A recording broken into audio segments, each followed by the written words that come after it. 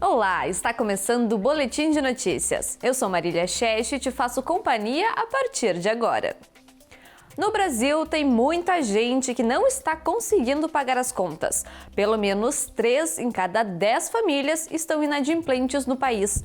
Essa taxa foi a 8ª alta consecutiva do indicador, que está crescendo desde outubro de 2021. Dados da pesquisa de endividamento e inadimplência do consumidor, divulgados nesta terça-feira, apontam que a parcela de inadimplentes, aqueles que têm contas ou dívidas em atraso, cresceu 1% entre abril e maio deste ano e atingiu 28,7% dos lares brasileiros. Em abril do ano passado, a inadimplência havia ficado em 28,6%. Em maio, o percentual era de 24,3%. A parcela registrada em maio deste ano é a segunda maior taxa da pesquisa, iniciada em 2010, ficando atrás apenas da observada em janeiro de 2021, de 29,1%. O tipo de dívida mais comum ainda é o cartão de crédito, responsável pelo endividamento para 88,5% das famílias. Segundo a CNC, em maio, o comprometimento médio da renda familiar com as dívidas chegou a 30%, o maior percentual desde agosto do ano passado.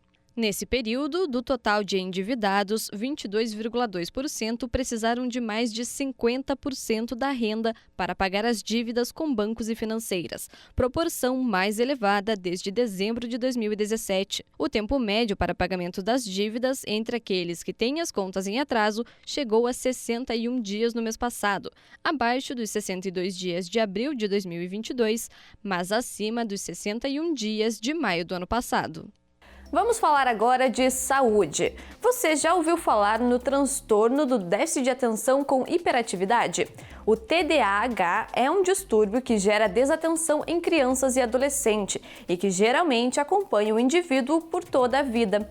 Esse transtorno foi agravado com a pandemia e que deve ser tratado com medicamentos e terapias para ajudar o paciente a conviver melhor com a condição. A Maria Clara recebeu o diagnóstico ainda na infância e, por isso, pôde começar logo o tratamento. Como eu tive o diagnóstico rápido, eu pude fazer as provas, por exemplo, com ajuda e separado, porque eu não consigo concentrar com todo mundo fazendo junto. Então eu fiz separado e isso ajudou. Ao longo dos anos eu consegui concentrar mais, ter um pouquinho mais de ajuda também. Então foi bem mais fácil. De acordo com a neuropsicóloga, o diagnóstico precoce é primordial para o sucesso no tratamento.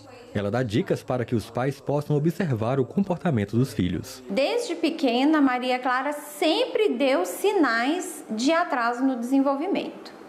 Então ela demorou muito, assim, por exemplo, para firmar o corpinho, para poder sentar sozinha. Mas a nível de TDAH eu comecei a perceber quando ela entrou na escola a primeira vez, que foi quando ela tinha 4 anos. A Maria Clara teve muita dificuldade de memorização, de memorizar cores, de memorizar figuras geométricas, de conseguir identificar as letras, as vogais, né, que são as iniciais aí nesses primeiros anos. Ela teve muita dificuldade. Isso foi o primeiro ponto que me chamou a atenção. Já a Milene, com 22 anos, conviveu a maior parte da vida sem saber que tinha o transtorno. O diagnóstico só veio há pouco mais de um ano. Antes disso, ela sofria com os efeitos da TDAH. Eu lembro que eu estava fazendo um Enem, e aí estava a sala fechada, e eu olhava para as pessoas do meu lado, estava todo mundo fazendo a prova, e eu não estava conseguindo ler 2 linhas e sem me distrair.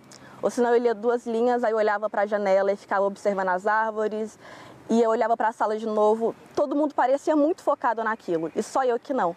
Aí eu percebi que talvez tivesse alguma coisa não funcionando corretamente no meu cérebro. Pensei, talvez eu tenha um problema com a atenção. Desde que começou a realizar o tratamento, a Milene tem percebido melhora na qualidade de vida. Para mim, com 22 anos, quando eu recebi o diagnóstico, eu passei a entender coisas que aconteciam comigo na minha infância e adolescência que fizeram sentido com o diagnóstico. E eu acho que até quando você está mais velho, é muito bom você sentir que você está no controle do seu dia.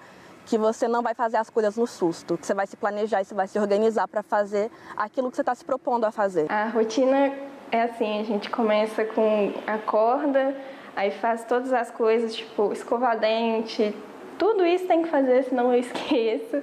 Aí ir para a escola, e depois almoçar, depois arrumar a casa, aí tem que colocar tudo que eu faço para arrumar a casa, depois fazer o para casa, estudar.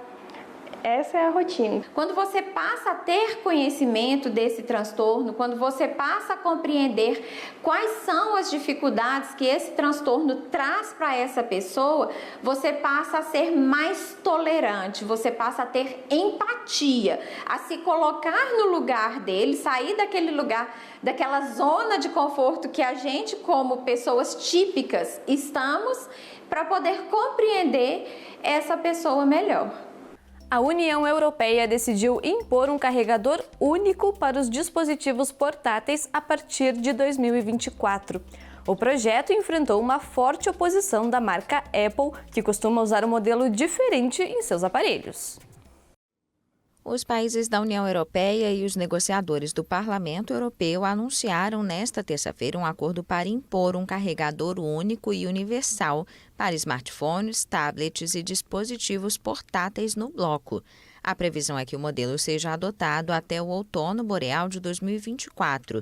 A norma será uma entrada USB-C para todos estes dispositivos, com o objetivo de limitar os resíduos tóxicos de milhares e milhares de cabos de vários formatos e também defender o direito dos consumidores, obrigados a acumular vários carregadores. O projeto enfrentou forte oposição da gigante de tecnologia Apple, que defende sua conexão e tecnologia de carregamento Lightning. O comissário europeu da indústria, Thierry Breton, saudou o acordo e mencionou no Twitter que o interesse geral da União Europeia prevaleceu. Segundo ele, o acordo significa mais economia para os consumidores da UE e menos resíduos para o planeta. Em um comunicado à imprensa, o Parlamento Europeu observou que o projeto faz parte de um esforço mais amplo da UE para tornar os produtos mais sustentáveis, reduzir o lixo eletrônico e facilitar a vida dos consumidores. De acordo com a União Europeia, os europeus gastam cerca de 2 bilhões e 400 milhões de euros, ou mais de 12 bilhões de reais por ano, em cabos e adaptadores para carregar seus dispositivos móveis. Em 2009, a Comissão Europeia promoveu um acordo de adoção voluntária com a indústria para reduzir o enorme custo dos cabos, mas não conseguiu convencer a Apple. A empresa alega que a adoção de um único carregador é um freio à inovação. Um casal de Curitiba transformou uma Kombi em uma casa ambulante e está percorrendo toda a América do Sul. Já são 3 anos de viagem motivados pela vontade de descobrir a vida além da rotina. Paredes pintadas, portas e janelas coloridas. Um lar movido em 4 rodas. Sim, essa é uma casa, ou melhor, um estilo de vida do casal Flávio, 35 anos, e Flaviane, 33. Há 2 anos, eles vêm percorrendo milhares de quilômetros estrada afora a bordo dessa Kombi toda readaptada. Tinha um amigo marceneiro que me ajudou no que era mais difícil, um amigo que sabia fazer o forro, meu irmão engenheiro, projetou a parte elétrica com painel solar, as baterias, fez todo esse cálculo do que a gente precisaria. Era só o que faltava. Foi esse nome mesmo que eles escolheram para batizar a viagem, quando decidiram largar tudo e, a bordo da Raios de Sol, percorrer a América Latina inteira numa aventura motorizada. Mas não se trata de uma viagem qualquer. O Flávio e a Flaviane não estão transportando a vida pela estrada para espalhar espíritos de luz pelo caminho. Tem uma luz muito maior.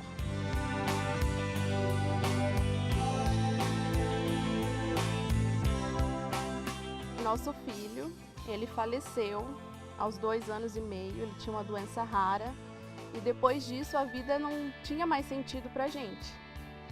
E a gente queria continuar vivendo, mas de uma outra maneira. Aí o Flávio chegou um dia em casa e falou: "Ai, que vontade de largar tudo e sumir de Kombi no mundo". Eu falei: "Partiu". E aí estamos aqui. Nos armários montados no interior da Kombi, fotografias mantêm vivas as lembranças do pequeno Pietro. O menino nasceu com uma doença rara, diagnosticada a princípio como erro nato no metabolismo. Desde os 2 meses de vida, Pietro precisou de atendimento médico especializado e terapias. Aos 2 anos e meio de idade, não resistiu à enfermidade. Decidiram, então, mudar radicalmente a rotina para enfrentar o luto pelo filho. Eu falo que não seria justo a gente desistir da vida, viver triste depois de ver que o Pietro lutou tanto pela vida dele, sabe? É a maneira da gente manter ele vivo com a gente, sair por aí, contando nossa história, encontrando outros pais na mesma situação, fazendo disso algo de bom. A previsão do casal era de ficar por 2 anos nas estradas e esticar a viagem para alguns países. Já vão com quase 3 anos na estrada, em busca de um propósito que voltasse a dar cor à vida deles. A história também pegou carona nas páginas de um livro que o casal está escrevendo. Ele mudou tanto nossa vida, deixou tanta transformação, foi uma experiência tão transformadora que é muito para nós dois, a luz dele. Então, essa é a ideia do Colorido pelo Sol do livro, é espalhar essa mensagem.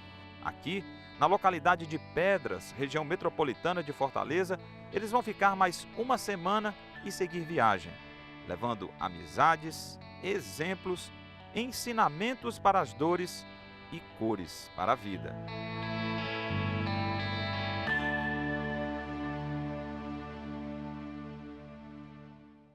Está terminando o Boletim de Notícias. Obrigada pela sua companhia e até a próxima!